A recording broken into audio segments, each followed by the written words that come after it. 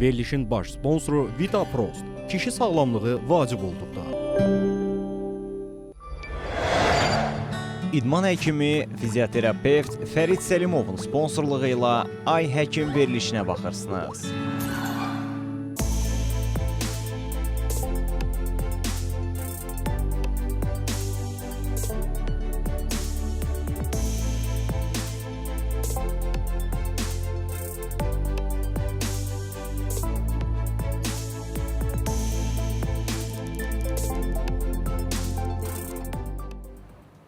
Salam, hər vaxtınız xeyir olsun əziz tamaşaçılar. CBC Sport'a baxırsınız. Ay Həkim efirdədir. Studiyada Doktor Tutu Zeynalovadır. Bugün də çox maraqlı növbəti qonağımla sizin qarşınızdayım.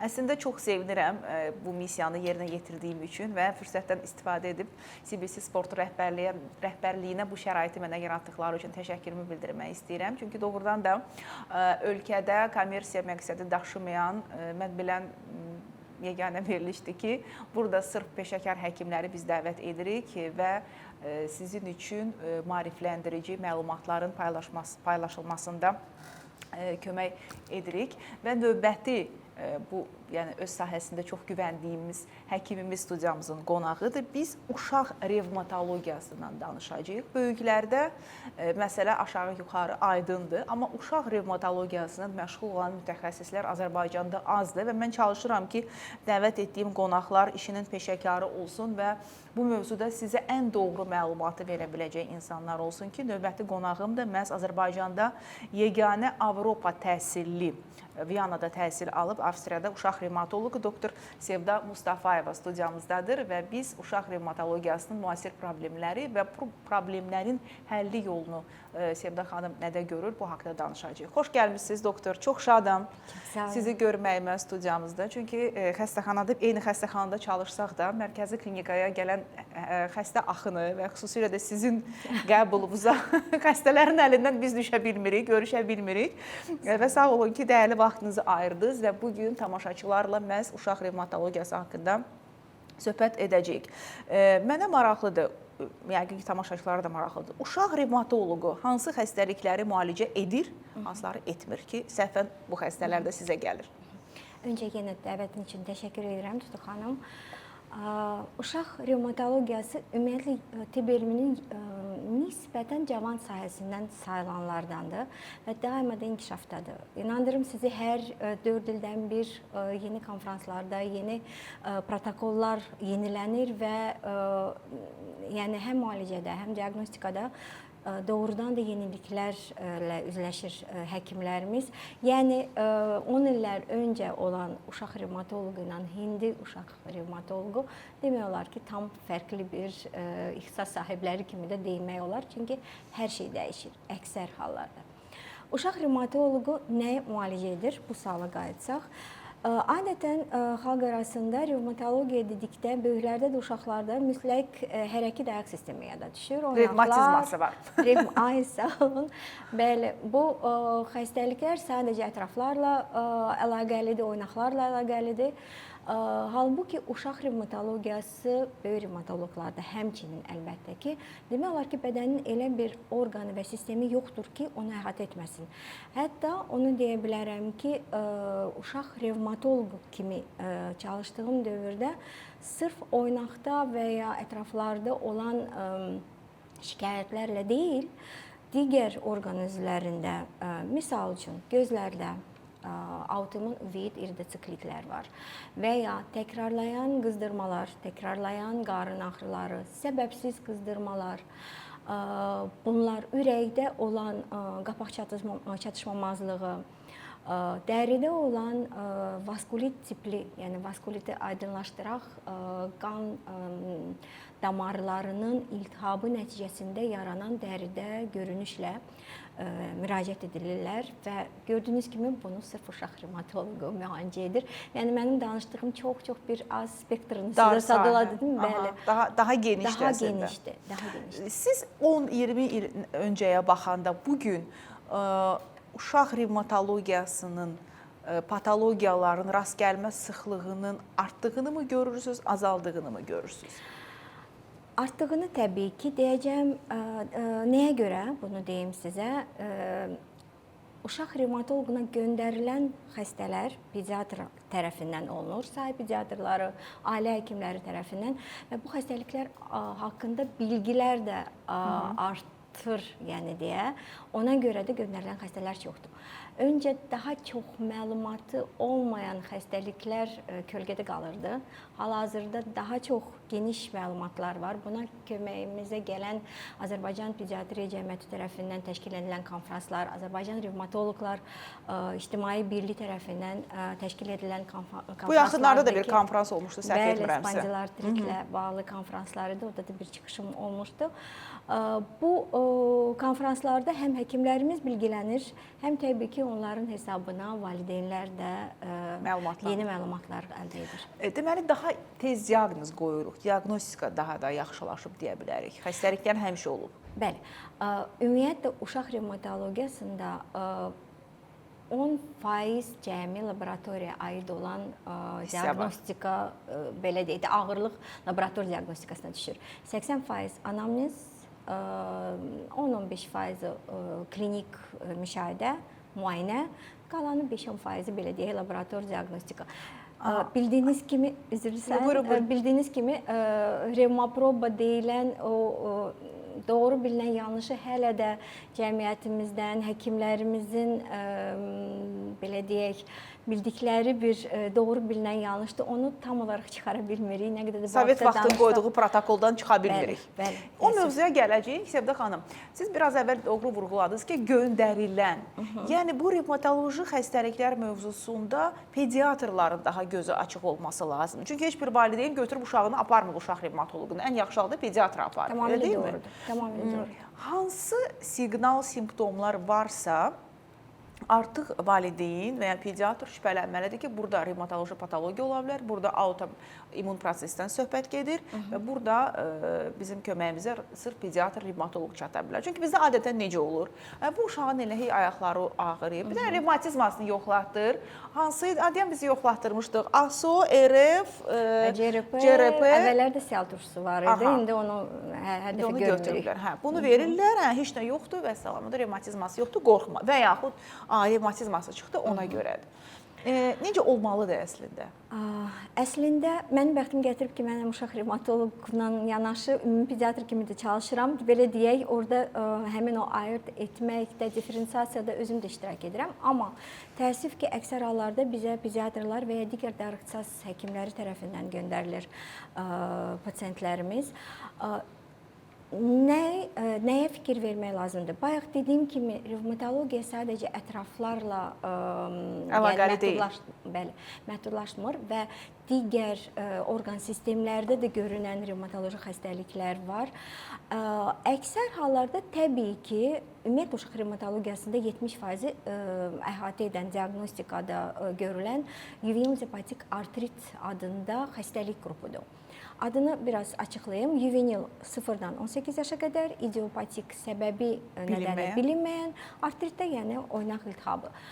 Bu, belə deyək, çətir termin adı altında onlarla xəstəliklər mövcuddur və onu da mütləq vurğulayım ki, mütləq burada adı artrit olmağına rağmen mütləq artritin olmağı bu diaqnozu qoymaq üçün önəmli deyil. Bəs niyə adı artritdir? Bu bir şapka aktı, bir çətir bu ad altında birləşir. Adı altında, bəli, birləşən, cəmləşən bir diaqnozdur. Ən çox rast gəlinən budur və son vaxtlar bəlkə də səbəb daha çox bilinməyə başlayan ailəvi aralıq dənizi qızdırması xəstəliyi, FMF də deyirik, familiar metal-meyer fever xəstəliyi. Bu haqda da məlumat çoxalıb deyə həm həkimlər arasında, həm valideynlər də artıq bilgilənməyə başlayıb. Bu xəstəliyin diaqnozu qoyulması da artıb təbii ki. Bir qısaca bəlkə də haşiyə çıxacağam. Sizlə bayaq 10 illər əvvəllə olan uşaq revmatologiyasının indikinin müqayisəsini danışdıq. Mən yeni qayıtmışdım Bakıya və mənim özümün də təbii ki, öncə getmədən əvvəl bilgilərim o qədər də geniş deyildi və bu təhsili aldıqdan sonra Bakıda bir konfrans keçirildi. Bu konfransda Almaniyadan gələn professorlar iştirak edirdi və burada FMF haqqında məlumat verdikdə professor bir xəritəni göstərir. Bəlkə də bilirsiniz, bu xəstəlik daha çox İpək yolu ərazisində yerləşən dövlətlərdə, xalqlarda görülür. Və bu xəritədə demək olar ki, bütün ölkələr işarələnmişdi. Qırmızı xətlə sadəcə Azərbaycan tam ortada ağarmış belə ağ vəziyyətdə qalmışdı və sual yarandı ki, niyə belədir? Dedi ki, təəssüf ki, sizin ölkədən statistik məlumat yoxdur. Və təəssüf edirəm ki, mənim kolleqam o vaxt dedi ki, Azərbaycanda ümumiyyətlə FMF yoxdur. Amma hal-hazırda tək uşaq revmatoloqları deyil, pediatrlarda, digər ixtisas həkimləri də, nefroloqlar da təsdiqləyə bilər ki, FMF çoxdur. Son bayaq dediyiniz konfransda bizim digər mənim həmkarım uşaq revmatoloqu ilə yanaşı bir işimiz var idi FMF ilə əlaqəli. Ortalama 300-ə yaxın FMF xəstəsi son 2-3 ildə toplanmış bir siyahı var idi və bu statistika ilə həmkarım hətta Türkiyədə çıxış etmişdi.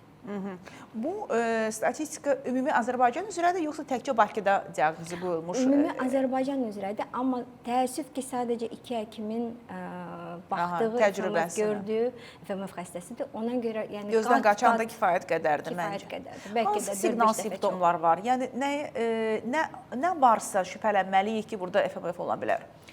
Ən birinci, onu deyim ki, bu xəstəlik uşaq revmatologiyasında demək olar ki, elə xəstəliklərdəndir ki, laborator diaqnostika üçün laborator analizə ehtiyacı yoxdur. Sadəcə klinika əsasında, klinik kriteriyalar əsasında qoyulan bir xəstəlikdir, diaqnozu qoyulan bir xəstəlikdir. Sinədə və qarında olan ağrılar, periodik, yəni mütəmadi təkrarlanan sinə və qarın ağrıları, periodik təkrarlanan səbəbi bilinməyən yüksək hərarətlər, bəzən, bax elə bugün mənə bir müraciət edən uşaqda oynaqlarda gəlib gedən şişkinliklər, ağrılar, hərəki məhdudiyyətlər, bəzən dəri tazə ağrılarda olur, yəni vaskulit tipli səpkilərlə olur. Bu sadaladığım klinik simptomların periodik olmağı daha çox düşünülməlidir bu xəstəlik haqqında. Amma onu da deyim ki, əvvəl FMF haqqında məlumat yox idi, bu haqqda heç kim bilmirdi. İndi daha çox məlumatlandırılıb və həkimlərimiz hiperdiaqnostika edir. FMF-ə bənzər 24 autoinflamator xəstəlik var ki, onu tiplik etmə yəni görünüşü var, gedişatı var. Bəli. Ona görə diferensiasiya çox önəmlidir. Nəyə görə bu xəstəliklərin fərqli belə deyək, müalicəsi ilə də yanaşı fərqli proqnozları var. İlk başda eyni klinika görülə bilər, amma proqnozu bəzilərinin çox ciddidir, geri dönüşü olmayan ağırlaşmalarla üzə çıxır. Amma FMF əgər doğru müalicə olunarsa və nəzarəti doğru olunarsa, tam stabil şəkildə, tam nəzarətə kontrol alınacaq bir xəstəlikdir. Sevdə xanım, beynim yandı, error verdi. Çünki niyə? Əgər bu xəstəliyi analizlə bilə bilmiriksə, deyək ki, başqa xəstəlikdə uzaq başı deyir ki, uzağa girəcək kataya dəqiq biləcək nədir və ya MR-də, ya filan analizi verəcək, qanda filan şey yüksək çıxsa biz biləcək ki, hə, bu xəstəlikdəndir. İndi bunun analizi yoxdur. Başqa aparat diaqnostikası yoxdur. Ancaq anamnezdir. Anamnezdə 20 başqa xəstəlikdən oxşardırsa, siz necə bilirsiniz ki, bu FMF-dir? Məhz uşaq revmatologiyasında ən ağır, yox, təbii ki deyil. Belə fikir yarana bilər əslində. Yarana bilər, amma heç deyil. Uşaq revmatologiyasında ən vacib iş diferensiasiyadır və digər xəstəlikləri ekart etməkdir, istisna etməkdir. İstisna etmək üçün əlimizdə doğrudan da çoxlu üsullar var və sadəcə laborator testlərlə deyil.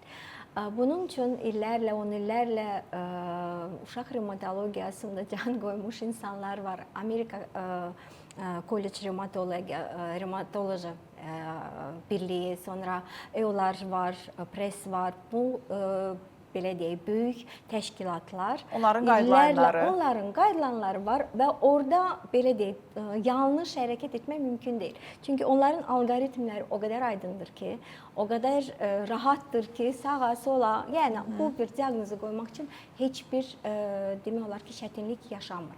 Sadəcə yenə də vurğulayacağam, əlbəttə ki, istisnalar da olur. Və bu mənim belə deyim, yeni icad etdiyim bir şey deyil. Bunu mənim həmkarlarım da təsdiqləyir. Təəssüf ki, uşaq revmatologiyasında FMF-i kənara qoyaq, autoinflamator xəstəlikləri də kənara qoysaq, digər xəstəliklər də var ki, onların diaqnozu aylar, illər sürə bilər doğru diaqnozu qoymaq üçün. Çünki fərqli klinik şəkildə gəlir və sizin dediyiniz kimi heç bir laborator təsdiqi olmadan, hətta instrumental radioloji təsdiqi də olmadan yanlış bir diaqnoz qoymaq olar. Yanlış dediyim hansısa uşağın və ya hansı bir xəstənin proqnozuna və ya müalicəsinə yanlış addımlar atmaq deyil.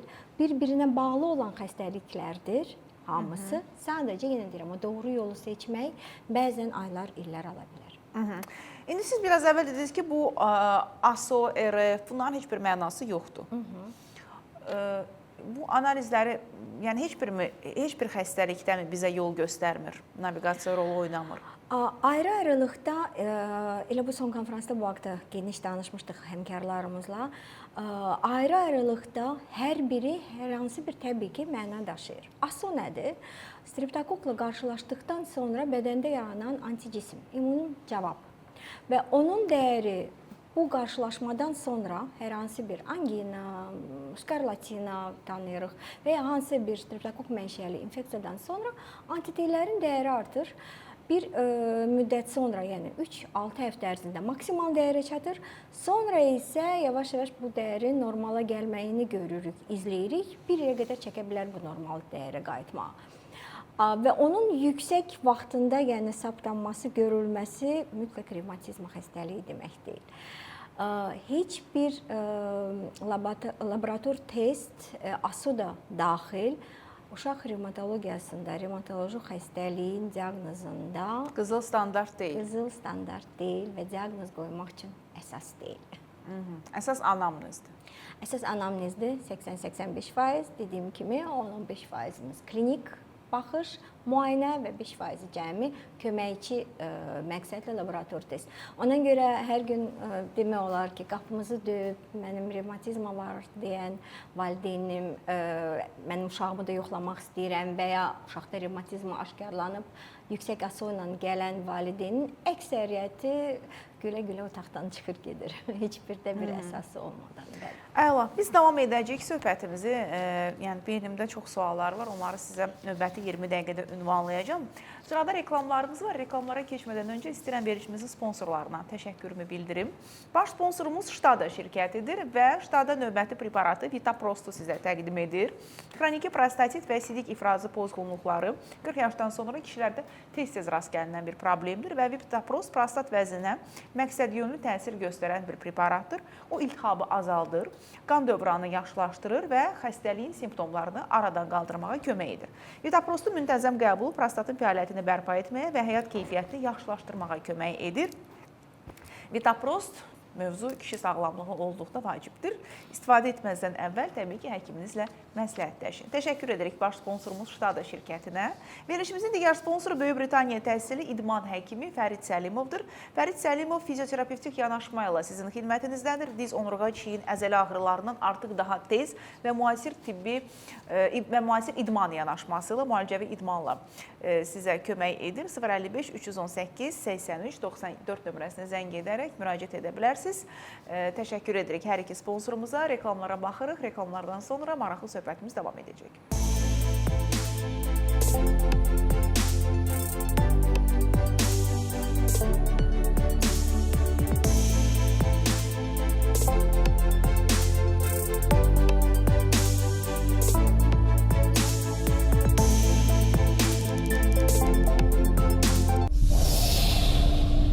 Verilişin baş sponsoru Vitaprost. Kişi sağlamlığı vacib olduqda.